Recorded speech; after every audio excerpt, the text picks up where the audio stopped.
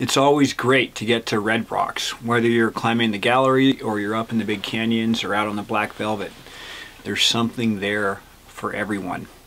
The beauty of the Red Rock Rendezvous is the gathering. We've got people coming from all around the world, and they meet in Vegas, which is about risk, but not the type of risk that climbers like.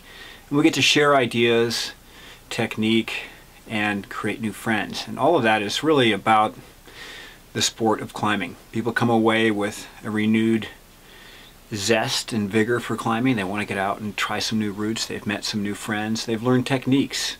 And all this is in a really friendly community type setting. Probably the most memorable experience I've had climbing in Red Rocks would be when we climbed the Rainbow Wall. And I was up there, probably 20 years ago. And we were camping out on it, going slow.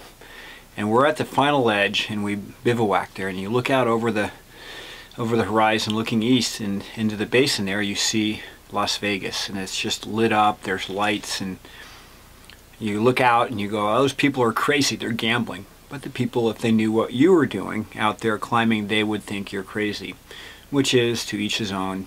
You have fun as you like it. I'm looking forward to the rendezvous this year because it's in April. Otherwise it always conflicted with our family spring break, so I get to attend. I've always missed out on this and always heard good stories about the pancake breakfast and the feral donkeys running around, and then everyone hopping in the bus and getting out climbing and sharing the stoke for climbing. And when you get to be able to do that with friends in a community setting, that's what makes it all worthwhile.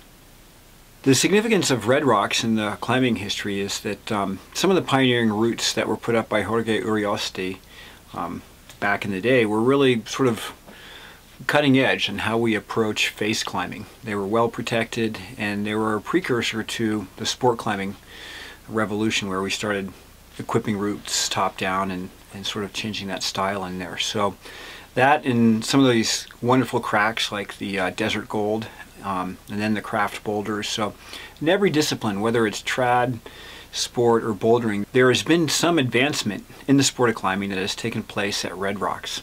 No place I'd rather be than in Red Rocks, Las Vegas, on the 4th, 5th, and 6th of April with mountain gear in the Red Rock Rendezvous.